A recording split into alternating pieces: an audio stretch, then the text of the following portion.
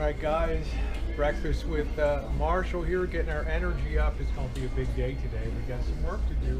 Yes, we do.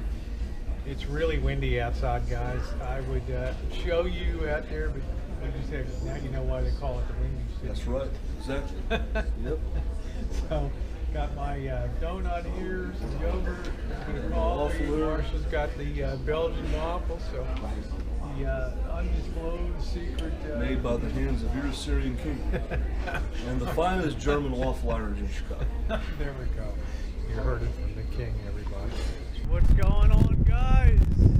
Out here with Marshall, walking out to see the fabled Lisa Marie, and another one of your boondocking spots here, which is pretty amazing. It's about 3 miles away from where I'm staying here in Chicago, but it's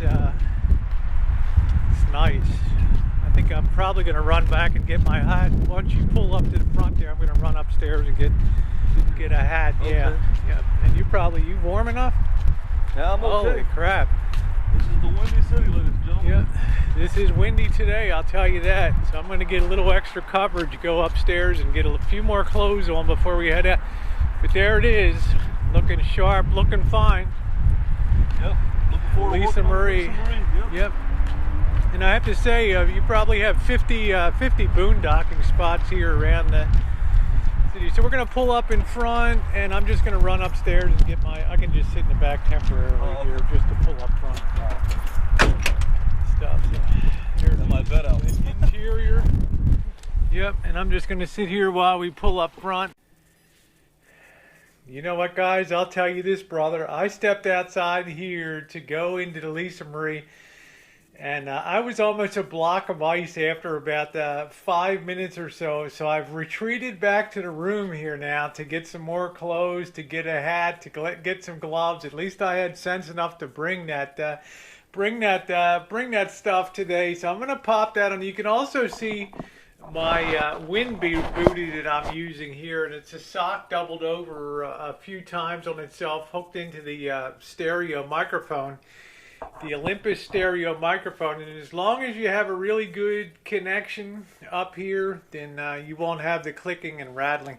I know I look like I'm all boobs here this morning, but I thought I'd just give you a chance to see what that is, that little wind booty on the end of it. So I'm hoping, because we have 50 to 60 mile an hour winds today, and it is cold and raw, so I'm going to grab my hat and gloves and put on a sweatshirt and head back out again, guys. Cold Chicago, cold and gray Chicago day.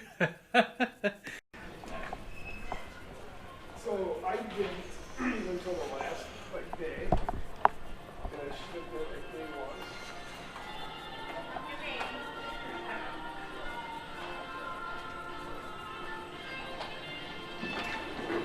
Hey.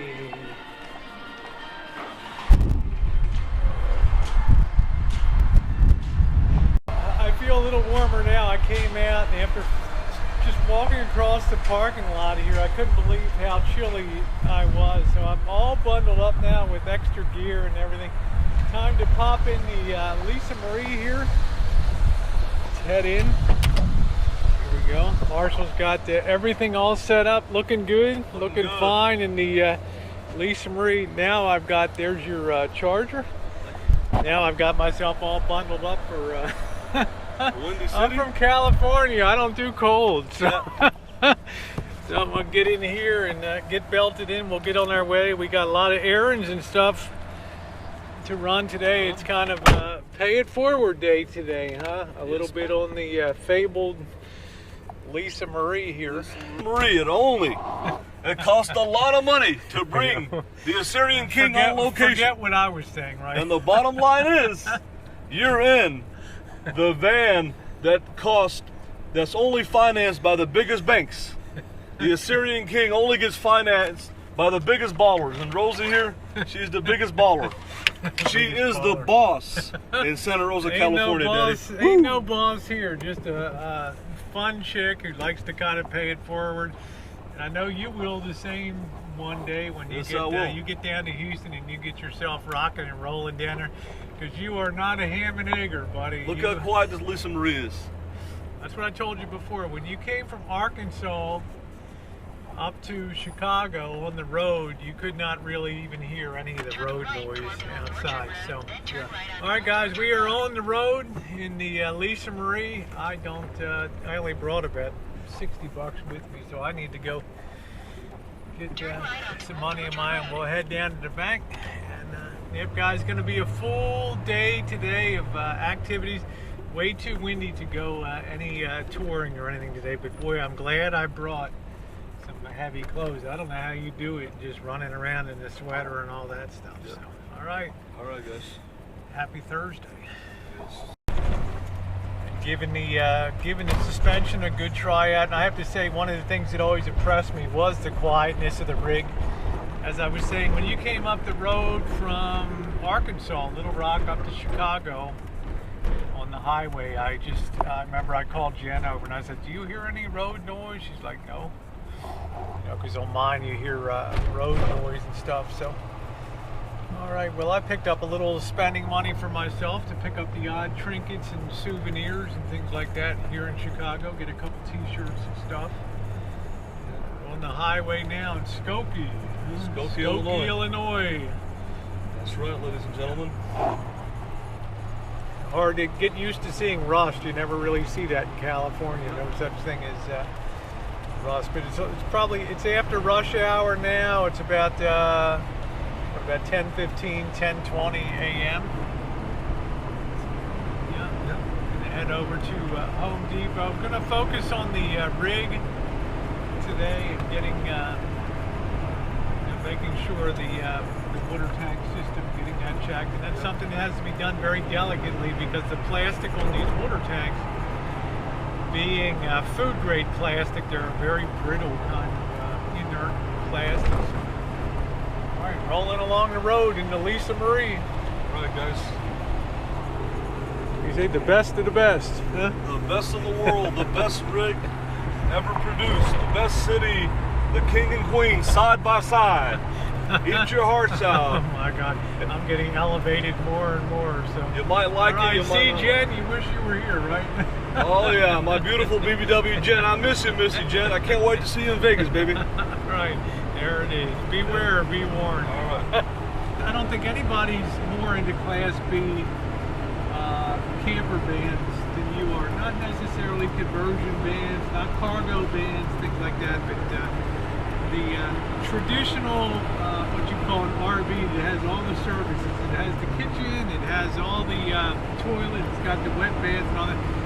What was it that first turned you on? You mentioned Just Incredible before. What was the inspiration for you to be interested in that? The first inspiration for me was a gentleman by the name of Gary, Bug Out Vehicles. He's a military guy. A lot of people know him on YouTube. I've seen his channel, yeah. Yep, real great guy. And he said one thing in his rig. He said, a camper van, it's nice to be fully self-contained in case of a bug out situation.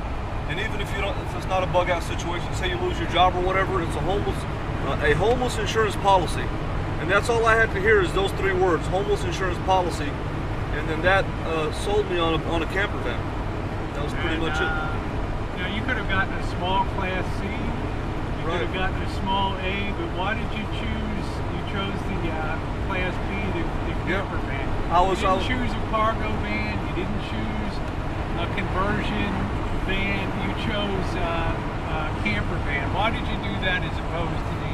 Well, I really like the Class C's, and I was looking at those, and my nephew Narcy was like, how could you drive that to work every day? And that took a while for me to sink in my head. So I figured, you know, he's right about that.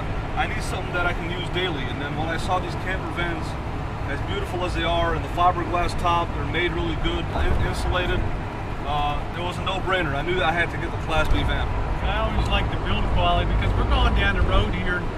There's none of the rattles or shakes that you associate with a Class A, you know, big Class A going down the road. But I think the thing that strikes home for me is, like you said, it's a homeless insurance policy. If you ever did find yourself in a situation where you're had to leave or bug out or something like that, you would have a place to live. And I remember I kind of had my epiphany moment yesterday when I told you, well, you're going to be a ham and egger too when you get to Houston. You're like, no, I'm not.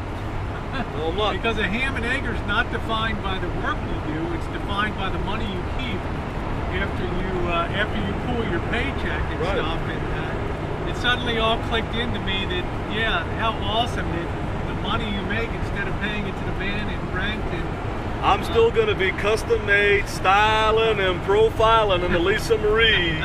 Woo! In Houston, Texas. But it made perfect sense to me that you will actually save more towards your future. Right. Living in a camper van, if you can be comfortable. And I don't recommend it for two people for a long period of time. But if you're a single guy or gal, I think it's an ideal way to have a home on wheels and to be able to have a different wake up. What does Justin say? Wake up in a different scene. Home is where you park it.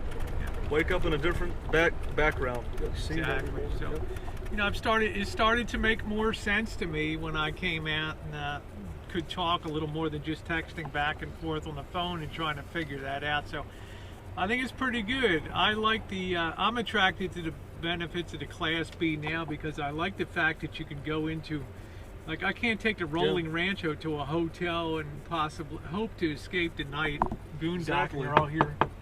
Right. This is not an RV park. You can't go to most beaches too. Can't go to a lot of beaches and stuff. So I'm excited by the fact of having something that can be a good local vehicle for stealth and other stuff like that. But the Rolling Rancho is still ideal for long, haul round country and stuff. So after sitting in the Lisa Marie, are you sold on a Class B? Yeah, I'm sold on a Class B. Okay. Yep. Okay. I'm sold on a Class B. I haven't even looked back in the back. The seats are real comfortable. You could go a great distance in these kind of seats and the comfort on that. So I also know that that you do put the upkeep and maintenance. We've already talked about transmission fluid flush and getting ready for rear axle and all that stuff. So I can kind of tell that it's your baby. But as far as the sensibilities of Class B, I think it's ideal for that. So if you're a couple or something, it's going to be a little tougher. Unless you get a wide body. A wide body. Yep. Which they do have, the wide body. Those things cost a fortune. Yep. I mean, they are super. These Class Bs aren't cheap. I mean, if you go on Craigslist and you try to track down a Class B, usually within about a half a day, the ads take it's gone. Especially the ones under $10,000. Yep. The ones under 10K, because people are looking at them as like rolling shelters and things like that. So, and in California in particular, because you can be year-round, you don't have to worry about the weather. You never have to worry about freezing and things like that. They're even more in demand, I think, out in California. And let me just add this. I've seen a lot of them on Craigslist in the San Diego area. That seems to be a lot of them in really good condition, older classic rigs like mine. So look in San Diego. Yeah, San Diego. Another reason, we don't have any salt on roads. We don't have any rust out there. We have a very dry climate. So if you have a rig that came a California car or a California van, that's usually going to be like the Rolling Rancher. There's no rust or any compared to James Wonderlust Estate, his was eaten underneath. And my rig is from Nevada. Nevada's got some nice rigs. Yeah, got some nice stuff. So check. So I'm definitely looking, considering paying up to 10 for maybe even a little more for a nice Class B. The build quality is the other thing that attracts me, because you don't hear any wind noise. Well, look at the wind. Class A's that you hear, like Chris Travel's going down the road. Every bump that you take is literally jarring those walls apart, and it's not manufactured like on the same, like the Rolling Rancho is built by a car manufacturer, so it's going to be much tighter, and everything. So the build quality is what I really like about the Class Bs too. So, well, I'm just looking at the downtown skyline of Chicago, but that'll be a wrap for this video. Very interesting, the attractiveness of the Class Bs, and it's not all about ham and eggers and all that stuff, but you do feel like you have a measure of protection if the stuff ever does hit the fan. Yep. That you have the ability to sort of take your home with you, and that's pretty darn cool. So, all right, everybody, thanks for watching. All right, guys.